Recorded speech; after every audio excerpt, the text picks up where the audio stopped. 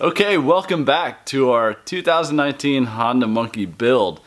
And today is the follow-up to the video I posted a couple weeks ago about replacing the ECU and why we'd want to do that. So the reason why we'd want to do that is to get it reflashed.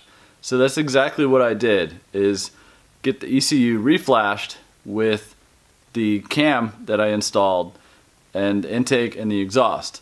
So while the Pizzazz system could handle all that, getting the ECU reflashed can also benefit you by having the timing adjusted, the ignition timing, and also the RPM limiter. So you get a little bit higher of a RPM limit, which the cam will provide. So the Pizzazz fell short only in the areas of the ignition timing and the RPM limit. It controlled the fuel just fine, and you couldn't really ignore the fact that the ECU reflash is just a very, very clean solution. The Pizzazz takes an extra controller and wiring and connectors and the whole bit. So while a very good system, and I did like the AFR function, I did not find that I was messing with that system too much.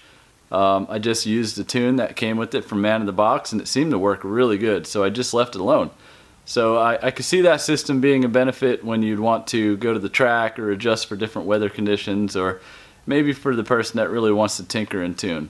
So at this stage, it was just not something I was really playing with. So when the idea of ECU reflashing came about, it got popular after I put the Pizzazz on. So everybody was saying, you know, send it to this guy, and you know, they'll reflash it, and that's it, done deal. So that was interesting to me. So I wanted to try that versus the Pizzazz and see. So what I ended up doing was getting a hold of a person here in Florida. It's DHM, DH Motoring, and his name is David, and he's down in Miami. I'm in St. Cloud, so not too far away. And it turns out that we cross paths in car racing and stuff like that. So he is an ECU tuner and Grom aficionado and racer too. So he knows what tunes would work, and he street tunes his bikes as well. So what I found with dyno tuning with the race cars is that you're going to find your peak horsepower, but it might not mean that it's all around drivability is good. So I mean, it's tough to explain, but anyways, when you dyno tune, you're going to find your peak horsepower and you're going to stick to that. But what if that peak horsepower has a little bit different of a curve getting there? I want my curve to be well rounded. So if you look at a dyno chart, you know, we don't want it to go straight up. You know, that's like a power band thing. That's a peak, sort of getting to the peak suddenly. I like a curve that looks like a hill and a mountain, so we get good mid-range, and you get to that higher peak horsepower more smoothly and more linear than you do when you're finding peak and you're tuning for peak. So very scientific in a way, but the way I look at it is when tunes are created on the street or on the track, they are made with a good all-around feel to them. So anyways, I like the way that DH Motoring did their tunes. The other option is a great option too, and that's CJR, Cameron Jones Racing.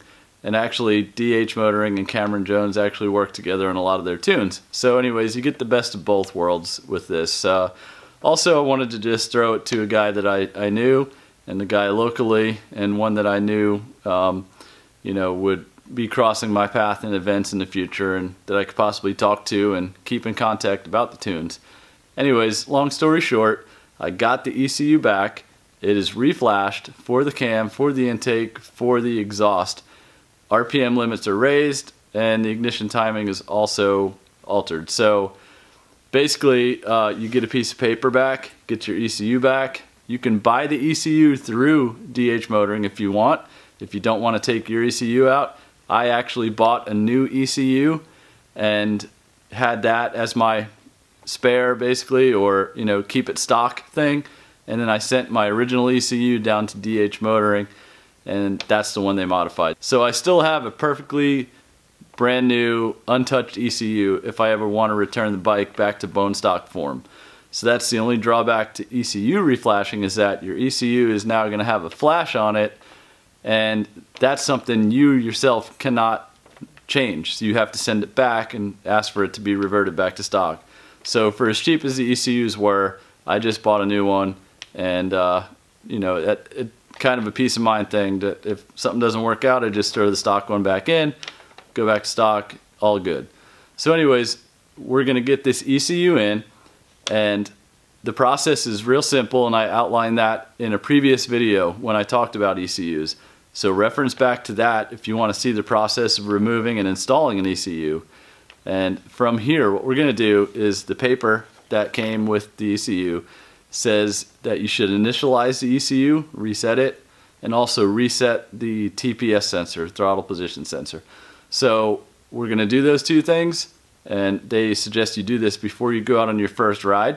So we're going to do that, and we're going to highlight that process, get the ECU in, and then we're supposedly good to go. And the paper also says that you should ride about 15-20 miles to let the ECU get a feel for it and try to learn your inputs and stuff and learn the system. So don't go expecting to fly out of the gate and you know, feel the total potential right away. So you're going to want to ride it for a little while, give it a variable input of throttle from low to high, wide open to mid. Don't just, you know, rip and grip and blast everywhere, wide open and 0 to wide open. So you want to give that ECU a good learning process. So I hope this all makes sense. If not, DH Motoring knows way more than I do about this. I suggest you give David down there a shout. Follow him on Instagram. He's a pretty good guy to work with, and you know, I'm looking forward to getting into this and seeing how the bike runs. Maybe trying to achieve that 70-mile-an-hour mark. We don't know. At the end of the day, though, an ECU, it's a real clean, easy solution, and I'm looking forward to seeing what it does. So let's get it in the bike and check it out. Okay, so we're looking at the factory manual, and we're at the ECM Initializing procedure page. And I'm gonna go ahead and read these off to you, and then we'll do this on the bike. So the first thing is to note, make sure that the DTC is not stored in ECM. If the DTC is stored in ECM, ECM initializing mode won't start by following the procedure below. The DTC is a trouble code, so if you have a check engine light flashing, you need to clear that code first. So that's something to think about. So you start your bike up and you check to see if you have a check engine light flashing. So that's the first thing we're going to do. Okay, so the first thing we're going to do is turn our ignition switch on and see if there's any check engine lights. Okay, so we see there is no check engine light. You have your ABS light, which is normal on an ABS, and the neutral light. So we're good to start the ECM initialization. And the next things to note are, perform this procedure when any of the following fuel-related part is replaced with a new one: idle air screw, fuel pump, fuel filter, fuel injector, O2 sensor. We did not replace any of those things. So that's just kind of telling you, if you mess with any of these things, you should reset the ECM. The next note is to perform this procedure when any of the following engine part is replaced or is overhauled: cylinder head, valve, valve guides, valve seats, cylinder piston, piston rings. We did replace the cam, so it doesn't note that. However, it's worth noting that they recommend you reset the ECM when you do any of that engine sort of work. Step 1, turn the ignition switch off. Remove the side cover, remove the DLC from the stay, remove the dummy connector from the DLC, and short the DLC terminals using the special tool. So the special tool is basically just a jumper, and it's a plug that just makes it real easy. You can take a paper clip and do this, or a small wire. I actually had a plug that fit that, so I created my own little plug, and that you'll see that, but not necessary. So you're going to want to short the blue and green wires into the DLC connector. We'll show you where that connector is on the bike. Step 2 is to open the throttle grip and fully hold. Turn the ignition switch on. The MIL should come on and then start blinking rapidly. Within 5 seconds after rapid blink starts, close the throttle grip and hold for more than 3 seconds. We see here they have a picture of the procedure. Open and hold, turn the ignition switch on. The MIL, check engine light, will come on steady and then blink rapidly in a consistent pattern. So as soon as that rapid blink starts, within 5 seconds of that starting, you want to close and hold the throttle for more than 3 seconds. And it'll then change to a successful pattern. One short blink repeats, and then you turn off your ignition switch. Some things to note, they list at the bottom. If the MIL does not start blinking rapidly, turn the ignition switch off and try again. If you cannot restart the procedure, recheck if the DTC is not stored in ECM. If the DTC is not stored but you still cannot restart the procedure, replace the ECM with a known good one and try again. When the ECM is initialized successfully, the MIL will repeat one short blink. If the successful pattern is indicated, turn the ignition switch off. Disconnect the special tool from the DLC. Install the dummy connector to the DLC. Turn the idle air screw to the specified opening. If altitude is higher than 2,000 meters, perform the altitude setting. Our altitude here is at sea level, so we won't be doing that. Check the engine idle speed. Install the side cover. Okay, so the DLC connector plug, which we have to jump, is located right here behind the side cover. It's a red plastic piece, and they say to remove it from the stay. So we're going to go ahead and do that. And then I have my special wire jumper that I made with some connectors I had from my tail light job. And we're going to go ahead and we're going to jump the blue and the green wire.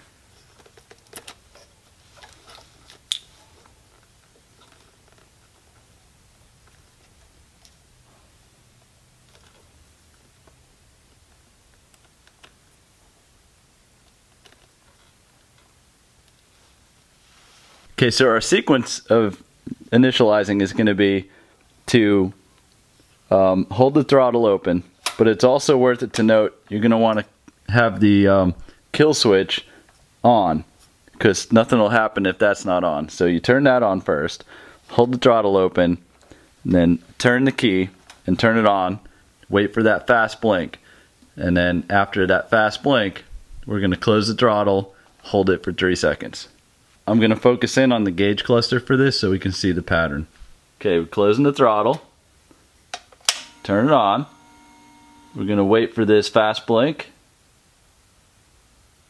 Okay, there it goes. And then we're going to turn the throttle, close it, 3 seconds, and then wait for the successful steady blink.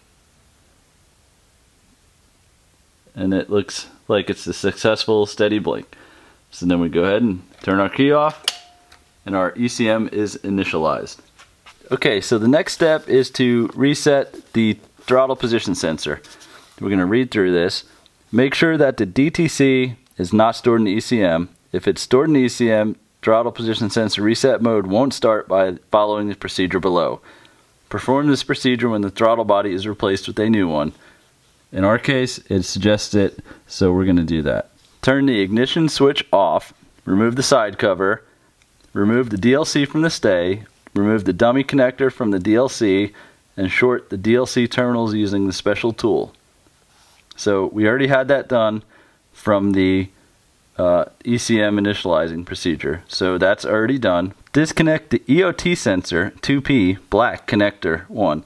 The EOT sensor is the engine operating temperature sensor. That's on the bottom of the cylinder. So we're going to go ahead and we're going to disconnect that sensor, and then we're going to short the wire side connector terminals with the jumper wire. So we're going to short the yellow blue and the green orange wire. There's only 2 wires in this plug, so you just basically short that plug out. Okay, so here we're looking at the engine operating temperature sensor, the EOT sensor. So you're going to want to take this clip out so you have room to work. Depress the tab and just wiggle it out. Then you're going to see the connector here. And this is where you're going to want to jump the wires, or the connector, with the wire here. And it's probably easiest if you have a paper clip, because it's more rigid. So I might just go ahead and find a paper clip to do this with. So I didn't have a paper clip, but we're going to go ahead and make it work with this thin wire. The key thing is to make sure that you're getting through to the actual metal connector. or else it won't short out.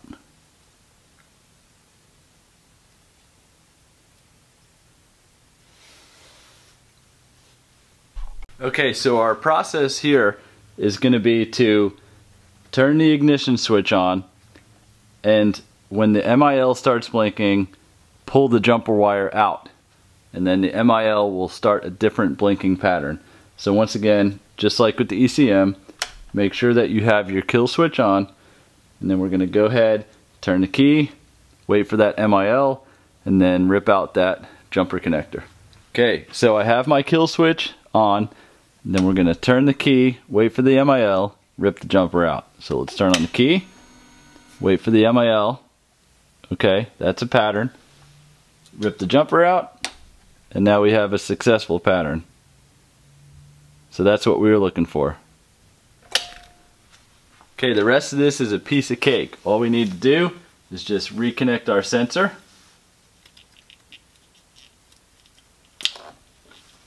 And we'll put this clip back in.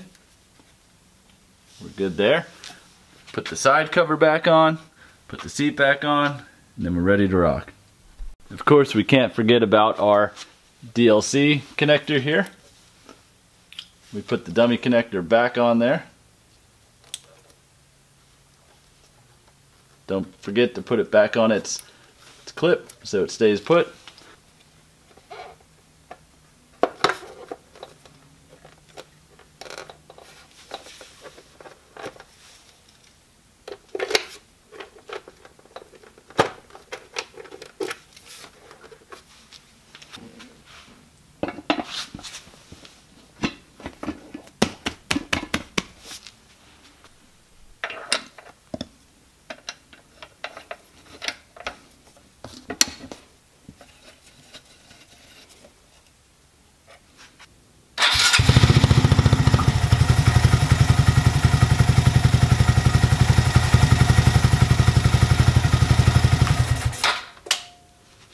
So that completes the install of the reflashed ECU and also the procedures for resetting the ECM and also for resetting the throttle position sensor. Those last two things were the hardest part of this job. The process, it can kind of get in your head a little bit. You want to make sure that you're doing it right because there's a time limit on those sequences of MIL lights. So it's important to just know your process, kind of run through it in your head once or twice and make sure you're comfortable. Basically, okay, here's what I'm looking for.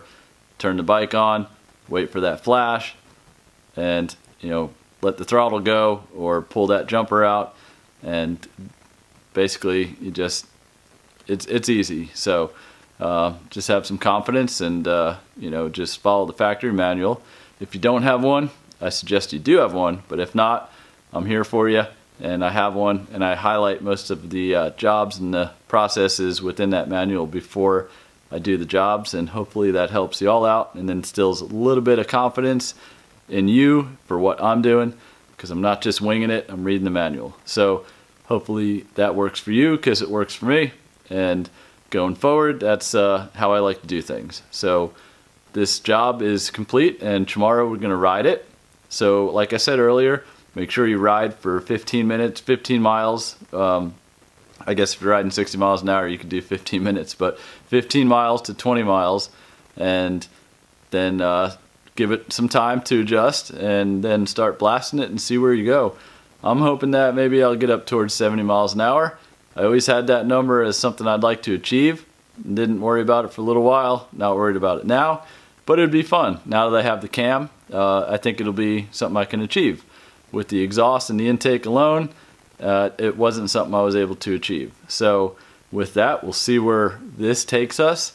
And once again, please look up Run DHM. No, it's not Run DHM. It's DH Motoring. David at DH Motoring. Great website. He does some really cool stuff for these motors too. So if you want to go big horsepower, he's a guy to talk to. If you want to go moderate bolt-ons like I did, just want to call it easy, get your ECU reflashed. You can even get a cam from him. We got the TB cam package with David too. So you can it's all in-house. So basically, all my bikes have that now. So the Monkey's got it. The Grom is also getting it. I got a ECU reflash for my Grom. Going to put the TB cam in the Grom as well because I love the way it felt in the Monkey. So it's a beautiful thing. So DH motoring, DHM, for all your ECU reflashing needs. And I am saying this to guide you towards somebody that knows what they're doing. So I'm sure a lot of people can do this, but I've only heard two names in this reflashing, DH and Cameron Jones. Those two guys work together even. So that's who I trust. Whether you're on the West Coast, Cameron Jones is on the West Coast, you're on the East Coast, David's on the East Coast. So either way, I don't think you can go wrong. It's a lot of people that have put their trust into those two guys, a lot of people running those reflashes. So with that, I'm going to close it down, and we're going to try this bike out tomorrow, see where it goes, and eventually we'll get to a ride and review. I know I've promised that on just about everything. That's the hard part for me with the kids running around. They always want to go with me, so can't really be testing out 70 miles an hour with the two kids on the bike. So we'll try to get some alone time, go out for a cruise, and do a little moto vlogging along the way and see what we got. So once again, thanks for watching. I appreciate all of the attention that you've been giving my channel. I love the feedback. It's been almost all positive lately, so I think I'm doing stuff the right way with video and editing now. So I'm thinking you're liking it. And keep supporting, because the more we support this channel, the more I can do with it. So I'm having fun, but all this costs money and it costs time. So your support is very important for me to keep this motivation and keep the momentum going. So not asking you to pay for anything. All I'm asking is just keep liking, keep commenting, and just try to put up with the commercials that I have on my channel now. So thanks again. Be sure to subscribe and stay tuned for the next build project.